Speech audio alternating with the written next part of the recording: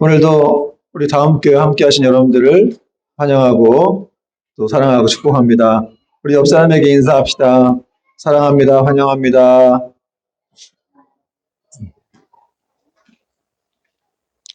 오늘 말씀 제목은 하나님과 함께 나아가다. 하나님과 함께 나아가다. 라는 제목으로 말씀을 전하겠습니다. 지난주 우리는 이제 자신들의 이름을 내려고 하고 또 하나님과 같이 동등해지려고 바벨탑을 높이 쌓았던 함의 후손들에 대한 이야기를 살펴보았습니다. 다 기억나시죠? 네, 그래서 하나님이 내려오셔가지고 이제 그들을 이렇게 흩어버리셨죠. 그러나 그것은 그들을 위한 것이었습니다. 한꺼번에 모여서 범죄를 하니까 하나님이 이제 그들을 흩어버리셔서 그렇게 범죄하지 않도록 하신 은혜였습니다. 그리고 그렇게 이제 자기 힘과 능력으로 세상을 정복하고 또 살아보겠다고 하는 사람들 대신에 하나님은 십자가를 통해서 또 새로운 길을 열어주셨는데요. 바로 믿음의 자손인 이 셋의 족보를 통해서 하나님이 친히 자기 백성들의 구원의 계보를 이끌어고 가고 계심을 이제 보여주셨습니다. 그 셋의 계보가 데라에게 이어졌죠. 그리고 그 데라의 아들인 아브라함에게 오늘 본문에서 초점이 맞춰지고 있습니다. 그리고 어느 날 하나님은 이제 그 아브라함을 찾아오시게 되는데요. 1절 말씀 보니까 여호와께서 아브라함에게 이르시되 너는 너의 고향과 친척과 아버지의 집을 떠나 내가 네게 보여줄 땅으로 가라. 여러분, 어느 날 하나님이 아브라함을 찾아오신 거예요. 굉장히 영광스럽고 놀라운 일이었겠죠. 이렇게 구원이라고 하는 것은 정말 신비로운 일입니다. 뜻밖의 일이죠. 예기치 못한. 여러분, 중요한 거는 아브라함이 하나님을 찾은 게 아니라 하나님이 먼저 아브라함을 찾아오셔서 그를 불러주셨다는 것이죠. 갈대아 우르에서 그 아버지 데라가 우상장사를 하고 있었는데 그런 그 아들에게 하나님이 찾아오셔서 내가 너에게 줄 사명이 있다 이렇게 말씀하신 거예요. 그러므로 여러분, 구원이라고 하는 건 100% 하나님의 은혜와 또 그분의 선택으로 이루어지는 일임을 알 수가 있습니다. 무슨 자격이 있어가지고 지금 아브라함의 아버지 데라도 우상장사를 하던 하나님이 싫어하는 그런 장사를 하던 사람이었는데 그런 사람을 찾아오셔서 그런 사람의 아들을 택하신 거예요. 여러분, 자격이 있어서 구원받는 게 아니고 또 무슨 공로가 있고 어떤 노력이 있어서 이제 구원받는 게 아닙니다. 오로지 그냥 하나님의 은혜라는 거죠.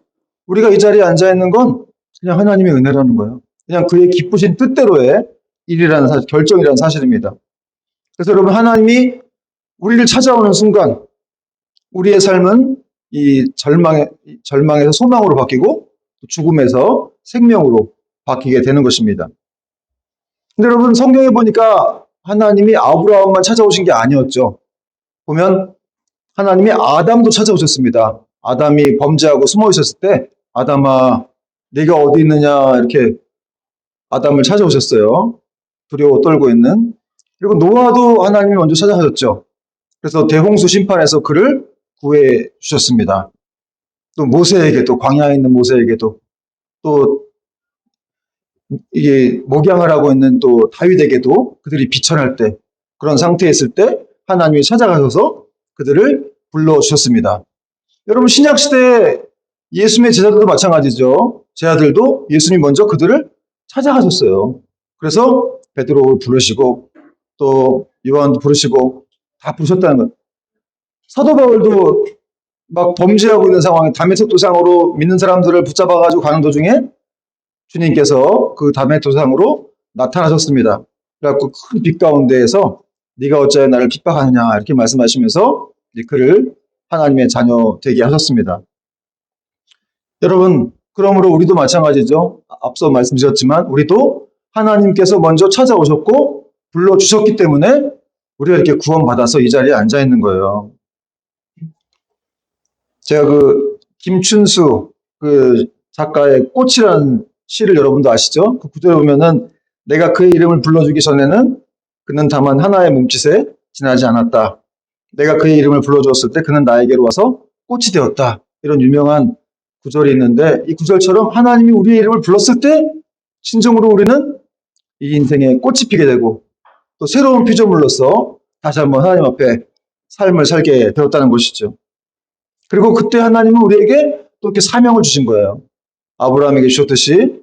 여러분, 그러므로 성도들 된 사람들 중에서 하나님께서 부르시지 않은 사람은 아무도 없습니다. 또 사명을 안 준 사람은 아무도 없는 거예요. 여러분, 그렇게 믿고 가는 여러분 되기를 축원합니다. 그리고 아브라함을 찾아오신 하나님은 사명을 주셨는데 뭐라고 주셨습니까? 너는 너의 고향과 친척과 아버지의 집을 떠나 내가 네게 보여줄 땅으로 가라 그랬어요. 여러분, 그래서 이 부르실 때는 사명도 같이 주시는 것이죠. 그래서 부르심과 사명은 같이 간다. 여러분, 하나님이 여러분 불렀어요, 안 불렀어요? 불렀죠. 그러니까 여러분에게는 소명이 있는 겁니다. 사명이 있는 거예요. 내 인생 뭐 사명도 없고 아무것도 없는 것처럼 보이지만 여러분은 보통 사람들이 아니라 하나님의 사명자들이라는 거예요. 근데 여러분, 너의 고향과 친척과 아버지의 집을 떠나라 그랬는데 그럼 이게 혹시 뭐 아버지한테 불효를 해라, 고향을 버려라 이런 뜻입니까? 그런 뜻이 아니죠. 고향을 버리라는 게 아니고 아버지를 버리라는 게 아니고 이게 무슨 말이냐면 하나님의 새로운 길을 가는 데 있어서 장애가 될 수 있는 그런 옛사람의 사슬들을 끊어버려라. 그런 뜻입니다. 왜냐하면 새로운 약속의 땅으로 가기 위해서는 죄악된 옛 보금자리를 떠나야 하기 때문에 그렇습니다. 죄악된 과거를 버리고 떠나야 미래로 갈 수가 있는 것이죠. 아까도 말씀드렸지만 아브라함의 고향인 갈대아 우르가 이 우상 숭배가 아주 만연한 곳이었어요. 아버지도 또 우상 장사를 했고 그의 친척들과 또 여러 사람들이 같이 이렇게 그런 죄 가운데 있었기 때문에 그러니까 아브라함에게는 끊임없는 시험거리였어요. 자기 부모님이, 친척들이. 여러분들 중에도 그러신 분들도 있을 거예요. 혼자 믿고 있는데 이제 아버지나 친척들이 안 믿어가지고 계속해서 이렇게 막 뭔가 이렇게 죄 가운데로 유혹을 하려고 하는 그런 시도들이 있을 수 있습니다. 그래서 거기 계속 놔두면 안 돼서 하나님이 아브라함을 거기서 이렇게 끄집어내 주신 거예요. 한마디로 죄로부터 이렇게 불러내 주셨다. 그런 상황이었습니다. 그러므로 오늘 말씀 통해서 우리는 우리 마음속에 두고 있는 어떤 우상이라든지 이 죄의 문제들을 다 버려야 한다는 것을 알 수가 있고 또 우리에게 가장 소중한 사람이라 할지라도 우리의 순전한 신앙을 위협하는 어떤 순간이 생기면 그런 사람들과도 우리는 멀어질 수 있어야 한다는 거예요. 그런데 여러분, 우리는 여러 가지 이유로 인해서 뭐 의리 때문에, 정 때문에, 뭐 익숙해 있기 때문에 그런 것 때문에 사실 이렇게 죄악된 어떤 그 사슬된 고리를 끊지 못할 때가 참 많이 있죠. 그러나 그런 죄악된 자리에 있는 사람을 하나님이 쓰실 수는 없다는 거예요. 그분께 축복과 어떤 은혜를 받기 위해서는 반드시 하나님이 원하시는 자리로 옮겨가야 된다는 겁니다. 만약에 아브라함이 자기 환경을 바꾸지 않았으면 하나님의 영광을, 하나님의 어떤 분인지를 경험하지 못했을 거예요. 또 그가 모든 사람들의 어떤 축복의 통로로서 그렇게 쓰임받는 일은 없었겠죠. 물론 여러분, 아브라함이 안 떠나면 하나님이 어떻게 하시겠어요? 강제로라도 이렇게 등 떠밀어서라도 그 축복의 자리로 보내셨을 겁니다. 근데 여러분, 여기 또 의아한 명령이 있는데 하나님이 가라고 하신 곳이 어디냐면 어떤 뭐 알려진 땅, 하나님 보여주신 땅도 아니고 이 보여줄 땅으로 가라 이렇게 말씀하셨다는 거예요. 굉장히 잘 모르는 땅이죠. 그러니까 아브라함 입장에서 황당한 그런 명령이었는데 여러분, 이 갈대아 우르에서 가나안까지는 1,000km가 넘어요. 그러니까 지금처럼 뭐 구글 지도가 있는 것도 아니고 내비게이션이 있는 것도 아닌데 어떻게 1,000km를 거기까지 가겠어요? 그러니까 한 번도 가보지 않은 그 길을 아브라함은 가야 되는 상황이니까 나보고 이거 죽으라는 건가? 이런 뜻으로 생각할 수도 있었을 것입니다. 그야말로 아브라함은 갈 바를 알지 못하고 나아갔던 것이죠. 그러나 그럼에도 불구하고 아브라함은 순종을 했다는 거예요. 언제 어디로 가야 되는지도 모르는 상황에서 그는 하나님과 함께 모험을 떠났다는 것입니다. 여러분, 이처럼 믿음이란 아무것도 보이지 않고 모든 것이 불확실한 상황에서도 하나님의 말씀만 의지해서 따라가는 것이죠. 여러분, 그런 생각 해보셨어요? 꼭 다 알아야 좋은 건가? 어떤 길을 다 우리가 알아야 가는 겁니까? 다 알아야 좋은 거예요. 여러분, 우리가 이제 좀 있으면 이제 비행기를 타고 일본에 갈 텐데, 여러분 그 비행기에 대해서 우리가 다 알아야 됩니까?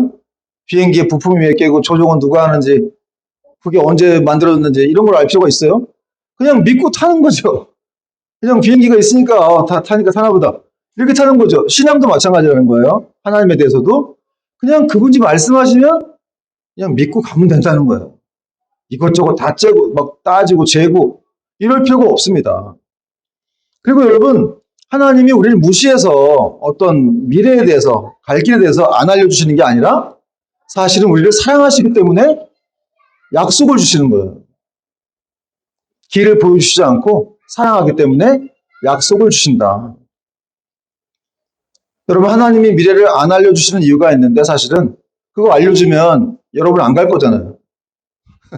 사실 저도 그래요. 제가 이렇게 지금 목회할 거 이렇게 진짜 20몇 년, 10몇 년 이렇게 했지만 지금까지 돌아온 걸 생각해 보면은 그때 하나님이 아마 너 앞으로 이런 일이 있을 거고 이런 일이 있을 거고 그러면 너 그렇게 말씀해 주셨으면 제가 이 길을 안 갈 수도 있었겠다. 그런 생각이 들면 안 되겠지만 그런 생각이 들 수도 있다는 것이죠. 그러니까 여러분, 하나님이 미래를 미리 보여주시지 않고 데려가시는 이유는 그래도 그 미래를 가야만 정말 이 사람에게 성장이 있고 가장 좋은 길이 예비되어 있기 때문에 하나님이 미래를 보여주시지 않고 데려가는 거예요.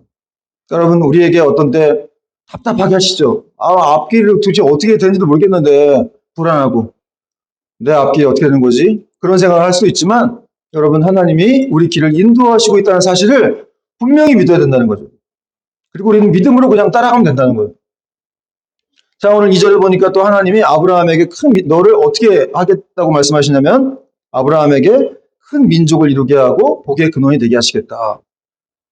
뭐 어디로 가라고 말씀 안 하셨지만 앞으로 네가 나를 따라오면 어떻게 해주겠다라는 건 말씀하셨어요. 2절 보니까 내가 너로 큰 민족을 이루고 내게 복을 주어 내 이름을 창대하게 하리니 너는 복이 될지라. 유명한 말씀인데요. 여러분, 이것이 바로 하나님께서 아브라함을 부르시고 미지의 땅으로 떠나가라고 하신 이유예요. 네가 복이 된다는 거죠. 세 가지 복을 말씀하셨는데 먼저는 어떤 겁니까? 너를 통해서 큰 민족을 이루게 하시겠다. 근데 여러분, 아브라함이 지금 자녀가 있어요, 없어요? 없죠. 없는데 어떻게 큰 민족을 이룹니까? 근데 결론적으로 큰 민족이 이루어졌습니까? 안 이루어졌습니까? 이루어졌죠. 말씀대로 성취가 된 거예요. 사실은 너를 통해서 큰 민족을 이루겠다 하신 말씀이 아브라함에게는 자기가 자식이 없으니까 그러면 자식이 생길 수도 있겠구나 라고 하는 어떤 큰 부담을 더는 것도 될 수가 있었고, 또 한편으로는 사실은 그게 시험거리였던 거는 왜냐면 자기 아내가 불임이었기 때문에 이걸 믿고 따라가야 되나? 그런 생각이 들 수도 있었을 겁니다. 그럼에도 불구하고 아브라함은 순종해서 결국은 큰 민족을 하나님이 이루어 주셨다는 것이죠. 결국 우리 하나님은 자기 백성들의 어떤 이 필요와 궁핍에 대해서 다 알고 계신 분이에요. 그리고 거기에 맞게 적절한 은총을 베푸시는 분이심을 여러분 믿으시길 바랍니다. 두 번째 복을 뭘 주셨어요? 내 이름을 창대하게 하겠다. 여러분, 아브라함의 아버지가 갈대아 우르에서 무슨 장사했다 그랬죠? 뭐 이렇게 우상을 파는 그런 장사를 했었어요. 그러니까 아브라함도 뭐 그 정도 생각했겠죠. 내가 우리 아버지 뒤를 이어가지고 갈대아 우르에서 그냥 우상이나 팔면서 그 상가 옆에 회장이나 하면 좋겠다. 뭐 이런 생각을 했을 수도 있겠지만, 근데 여러분, 아브라함의 이름이 어디까지 유명해져요? 지금 전 세계에서 기독교인, 무슬림, 또 누굽니까? 카톨릭에서 아브라함 모르는 사람 있어요? 전 세계의 절반 인구는 지금 아브라함을 다 알고 있다는 거예요. 결국 그대로 말씀이 성취가 된 것입니다. 세 번째 복은 너는 복이 될지라 하셨는데 이게 무슨 말이냐면 너는 복의 근원이 될지라 이런 말씀인데, 한마디로 너는 이제 더 이상 복이 필요 없는 사람이 된다는 그런 말이에요. 여러분, 우리가 특히 얼마나 많은 사람들이 이렇게 복 받으려고 애를 씁니까? 그렇죠? 복 달라고 기도하고 하나님이 안 주시는 것 같으니까 점집에도 찾아가고 그래서 복 달라고 하지만 아브라함은 더 이상 복이 필요 없는 사람이었다는 거죠. 왜냐하면 자기 자신이 이제 복이 되었기 때문에 그렇습니다. 또 3절에 보니까 하나님은 이 보호하심의 축복도 주셨는데요. 3절 보니까 너를 축복하는 자에게는 내가 복을 내리고 너를 저주하는 자에게는 내가 저주하리니 땅의 모든 족속이 너로 말미암아 복을 얻을 것이라 하신지라. 야, 여러분 이런 말씀 진짜 들으면 좋겠죠? 너를 저주하는 자를 내가 저주할 거고 너를 축복하는 자를 내가 축복할 거야. 그리고 그만큼 아브라함하고 하나님하고 아주 친밀한 관계가 된다. 한 몸처럼 아주 친밀한 관계가 된다는 것을 지금 말해주고 있어요. 또 땅의 모든 족속이 너로 말미암아 복을 받을 것이다.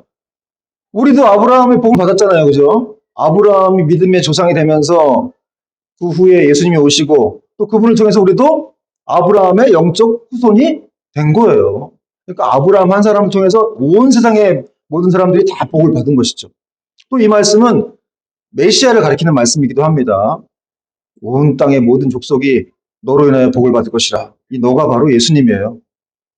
여러분 세상에 예수님 때문에 복 안 받은 사람 누가 있어요? 모든 사람이 다 복 받았죠, 예수님 때문에.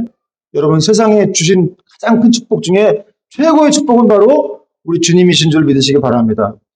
여러분 우리는 세상에서 가장 큰 복을 지금 다 갖고 있는 거예요. 여러분 믿습니까? 그래서 뭐 복 달라고 할 필요가 없어요, 사실은. 이미 우리는 예수님이 있다는 거예요. 우리 안에 예수님 가지고 있기 때문에 우리 안에 계시잖아요. 다른 사람 부러워할 것도 없고 그냥 하나님 한 분을 소유한 거는 세상을 다 소유한 거죠. 제가 예전에 그런 설교한 적이 있는데 여호수아 때 여호수아가 태양아 멈춰라 그랬어요. 근데 지금도 태양이 멈추나? 기도하면? 지금은 태양은 안 멈출 수 있지만 그러나 우리는 예수님의 이름의 능력이 있다. 이런 식으로 한번 설교를 해본 적이 있어요. 그게 더 크죠? 그렇지 않아요? 우리 안에는 예수 그리스도의 이름에 큰 능력이 있다는 거예요. 그걸 통해서 어떤 일이 벌어질지 모른다는 거죠. 태양아 멈추라 이 정도가 아니라 더 놀라운 일들이 여러분을 통해서 이루어질 수 있다는 그런 말씀이에요. 왜냐하면 우리는 예수 그리스도의 이름의 능력을 소유한 사람들이니까. 여러분 믿으시면 아멘 하시기 바랍니다. 자, 이제 하나님의 말씀을 듣고 아브라함이 순종했어요. 그리고 말씀을 따라 떠나갑니다. 우리 4절과 5절 말씀 같이 한번 읽어볼게요. 시작. 이에 아브라함이 여호와의 말씀을 따라갔고 롯도 그와 함께 갔으며 아브라함이 하란을 떠날 때 75세였더라. 아브라함이 그의 아내 사라와 조카 롯과 하란에서 모든 소유와 얻은 사람들을 이끌고 가나안 땅으로 가려고 떠나서 마침내 가나안 땅에 들어갔더라. 여러분, 아브라함이 여호와의 말씀을 따라갔다고 하는 것은 말씀 대신 하나님과 함께 갔다는 거죠. 그래서 비록 아브라함이 갈 바를 알지 못하고 나아갔지만 하나님과 함께 갔기 때문에 오늘 말씀 제목이 뭐예요? 하나님과 함께 떠나가다. 그러니까 걱정할 필요 없는 거예요. 왜냐하면 아브라함은 갈 길을 모르지만 하나님은 그 갈 바를 아시기 때문에 아브라함의 갈 길을 인도하시는 것이죠. 또 그는 혼자 가지 않고 조카 롯과 또 모든 소유와 얻은 사람들을 데리고 함께 갔습니다. 롯이 누군지 아시죠, 여러분? 롯.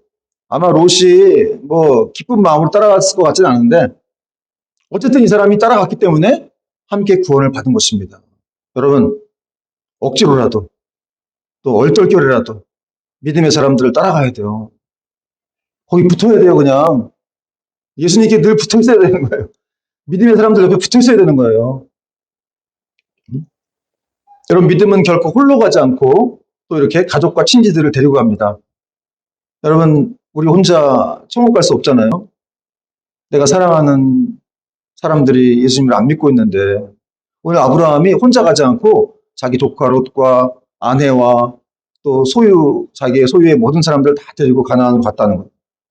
여러분 혼자 가는 게 편해요? 다 데리고 가는 게 편해요? 잘 알죠? 한 사람만 데리고 가도 힘들어요. 한 사람만 데리고 가도 힘든데 이건 뭐 몇십 명을 다 데리고 가면 얼마나 힘들어요. 그러나 여러분 그렇게 해야 된다는 것이죠. 또 하나님이 그 사람들을 책임지시니까 여러분 우리는 믿음으로 가면 되는 거예요. 어쨌든 그렇게 우리는 마음을 먹어야 한다는 것입니다. 다 함께 가자. 가족이라고 하는 것은 다 함께 구원을 받아야 되기 때문에 그렇습니다. 그리고 이제 아브라함이 하란을 떠난 때가 75세라고 되어 있는데 여러분 아브라함이 몇 살까지 살다가 죽은 줄 아세요 혹시? 아시는 분? 175세입니다. 175세까지 살았어요. 그러니까 75세에 떠났어요. 175세에 죽었는데 그러니까 오늘날 따지면 이 75세라는 나이가 사실은 노인의 나이는 아니에요. 지금은 노인지만. 그러니까 오늘날 100세 시대로 봤을 때 이 75세는 한 40대 초반? 그쯤 된 나이니까 굉장히 뭔가 자리 잡고 좀 안정을 취하는 그런 나이였습니다. 아브라함이. 그러니까 소유도 좀 있고 뭐 그런 나이인데 그러니까 그때 모든 걸 다 정리하고 간다라고 자체가 이게 쉬운 게 아니라는 것이죠. 또 고대 당시에는 또 어디 뭐 이렇게 가야 할 것도 모르고 떠난다는 것이 죽음을 각오한 일이었기 때문에 안전을 보장할 수도 없었죠. 게다가 로또 챙겨야지, 또 가족들도 챙겨야지, 가족들 데려가야지. 신경 쓸 일이 너무 많은 거예요. 그럼에도 불구하고 아브라함은 믿음의 길을 떠나갔다는 거예요. 그리고 이제 마침내 6절, 5절에 보니까 마침내 가나안 땅에 들어갔더라. 이런 구절이 나오는데 보세요. 5절 보니까 아브라함이 그네 안에 사레와 조카 롯과 하란에서 모든 소유와 얻은 사람들을 이끌고 가나안 땅으로 가려고 떠나서 마침내 가나안 땅에 들어갔더라. 여러분 결국 하나님이 이끄셔서 그가 목적하신 바에 아브라함이 가족들과 함께 들어갔다는 것이죠. 여러분 우리가 어떤 고생을 하든지 또 얼마나 시간이 걸리든지 또 어떤 우여곡절이 있든 간에 우리를 인도하시는 분이 하나님이시기 때문에 성령님이시기 때문에 우리는 결국 마침내 거기 하나님이 이끄시는 곳으로 들어갈 수가 있는 거예요. 천국으로 우리는 들어갈 수가 있는 것입니다. 그 소망의 폭으로 우리는 이끌림 받게 되는 것이죠. 여러분 아브라함이 세겜 땅에 도착했더니 근데 그 땅에는 가나안 사람이 살고 있었어요. 6절 보니까 아브라함이 그 땅을 지나 세겜 땅 모래상수리 나무에 이르니 그때 가나안 사람이 그 땅에 거주하였더라. 아무것도 없는 그런 빈 땅인 줄 알고 갔더니 보니까 막 퇴폐한 문화가 막 이렇게 펼쳐져 있는 가나안 사람들이 막 있는 거예요. 여러분 이것이 믿음의 현실이라고 할 수 있어요. 아니 진짜 뭐 다 정리하고 힘들게 따라갔더니 보니까 아무것도 없는 거예요. 더 실망스러운 그런 땅이었습니다. 그러니까 아브라함이 어떤 생각했겠어요? 아 내가 지금 잘못 온 건가? 내가 뭘 잘못 결정했나? 어떡하지? 이런 순간에 하나님이 아브라함에게 딱 나타나십니다. 7절 말씀 한번 읽어볼게요. 7절 시작. 여호와께서 아브라함에게 나타나 이르시되 내가 이 땅을 내 자손에게 주리라 하신지라. 자기에게 나타나신 여호와께 그가 그곳에서 제단을 쌓고. 오늘 7절에 보니까 나타났다. 여호와께서 아브라함에게 나타나 이르시되 또 자기에게 나타나신 여호와께 두 번 나타났다. 여러분 믿음이 흔들리려고 할 때 아브라함이 흔들리려고 할 때 하나님이 나타나셔가지고 아브라함의 믿음을 붙잡아 주신 거예요. 뭐라고 붙잡으셨어요? 내가 이 땅을 너 지금 이렇게 보이는 땅이 네 땅 아닌 것 같지? 여기 사람들 다 어떻게 쫓아낼지 모르겠지? 내가 이 땅을 너에게 줄 거야. 이렇게 말씀하신 것이죠. 제가 이 구절을 읽으면서 야 우리가 힘들 때마다 진짜 하나님이 나타나시면 얼마나 좋을까? 그런 생각 해봤어요. 여러분 그렇겠죠? 하나님 우리가 힘들 때마다 막 좌절스러울 때마다 나타나시면 얼마나 좋을까? 근데 왜 하나님 자꾸 안 나타나시는 걸까요? 사실은 우리를 사랑하시기 때문이에요. 근데 물론 너무 힘들고 낙심될 땐 나타나십니다. 어떤 경우로도 도와주세요.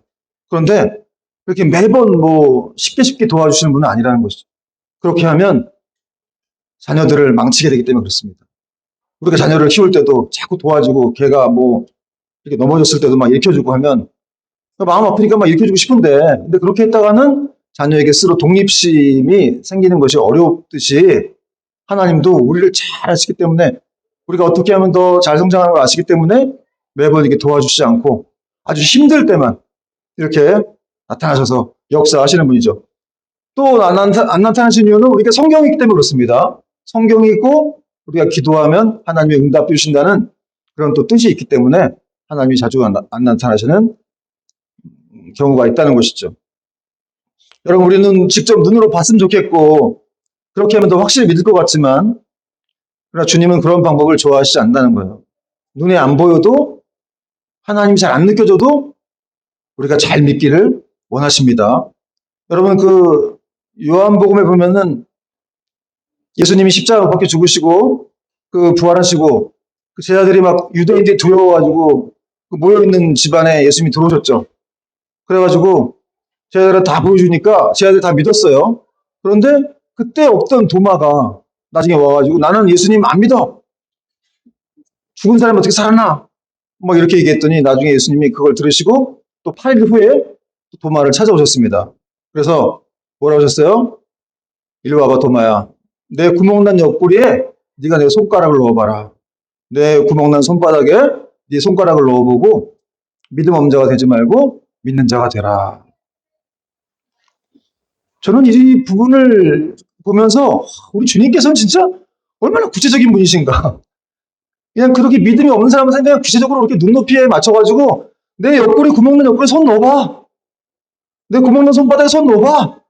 그리고 제발 믿는 자가 되라. 이렇게 말씀하신 거예요.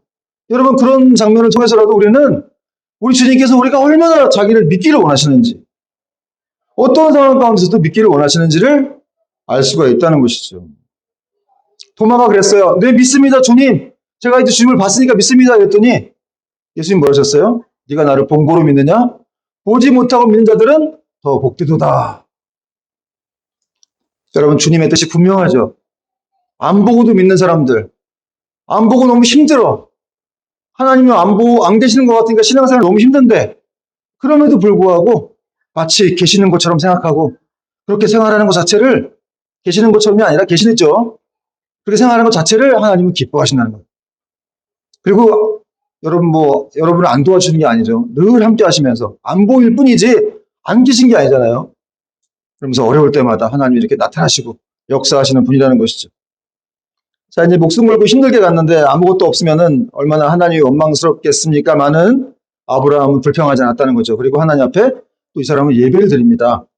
7절, 8절 보니까 여호와께서 아브라함에게 나타나 이르시되 내가 이 땅을 네 자손에게 주리라 하신지라 자기에게 나타나신 여호와께 그가 그곳에서 제단을 쌓았죠.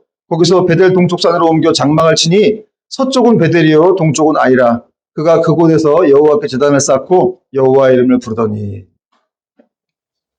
노아가 대홍수 심판 이후에 방주에서 나와서 첫 번째 드린 게 예배였죠. 제단을 쌓고 예배를 드렸습니다. 근데 아브라함도 가나안 땅에 와서 첫 번째로 제단을 쌓고 예배를 드렸다는 거죠.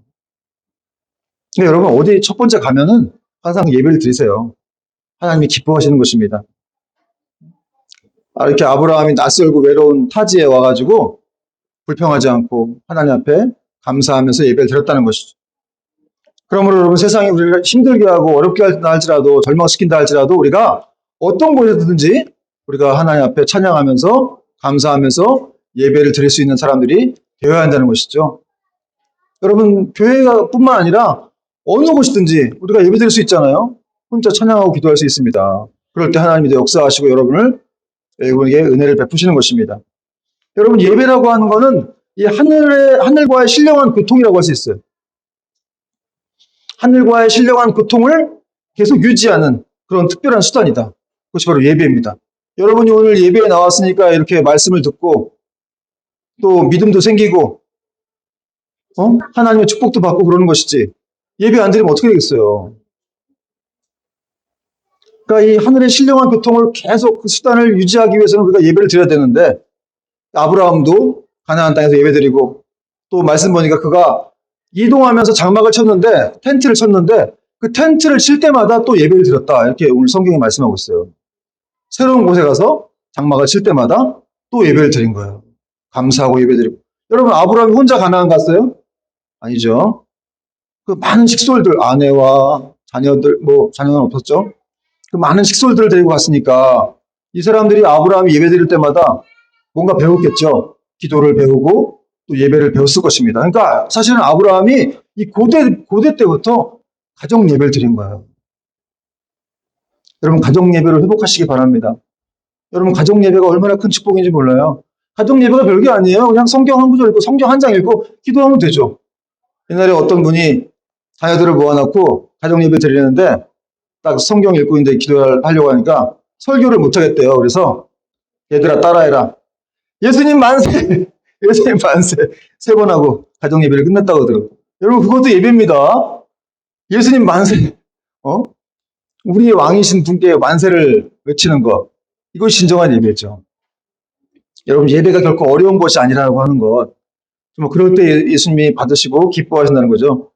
여러분, 그러므로 우리도 이렇게 아브라함처럼 어디를 가든지 항상 우리의 믿음을 함께 가져갈 수 있는 저와 여러분 되기를 축원합니다. 말씀의 결론을 맺겠는데요. 사랑하는 여러분, 믿음이라고 하는 것은 이런 익숙한 것과 또 죄악의 자리에서 떠나서 하나님이 가라고 하신 곳으로 또 새로운 약속의 땅으로 나아가는 것입니다. 그러나 믿음과 비전의 길은 쉽지 않죠. 새롭고 힘겨운 도전들이 밀려올 것이기 때문에 그렇습니다. 그러나 여러분, 진짜 서글픈 삶이 어떤 것인지 아세요? 서글픈 삶은 실패가 두려워서 아무것도 못하는 삶이에요. 믿음으로 떠나야 되는데 너무 두렵고 좌절스럽고 해서, 현실이 두렵고 해서 못 떠나는 삶 자체가 더 서글픈 삶이라는 사실이죠. 그렇게 두려움에 사로잡혀가지고 현실의 문제를 뚫고 나오지 못한다면 그것은 진정한 믿음이 아닐 수 있는 것입니다. 여러분, 하나님을 믿고 또 모든 것을 걸고 약속의 땅으로 말씀을 따라 떠나갔던 아브라함의 믿음과 용기가 우리에게 필요한 줄로 믿습니다. 그러나 그렇게 떠나간다 할지라도 결코 두려워하지 말 것은 아브라함과 함께 하시던 하나님께서 우리와도 함께 하시기 때문에 그렇다는 거예요. 여러분이 세상 어디로 가든지 어디로 가라고 명하시면 다 준비가 되어 있는 거예요. 그리고 거기서도 하나님이 함께 하시면서 계속해서 여러분을 돌보신다는 것이죠. 여러분, 새로운 약속의 땅이 우리를 기다리고 있음을 믿고 믿음의 결단을 내리고 죄악의 자리가 있다면 벗어나고 하나님의 새로운 약속의 땅을 위해서, 그 새로운 길을 위해서 출발할 수 있는 저 여러분 되기를 주님의 이름으로 축원드립니다. 찬양하겠습니다.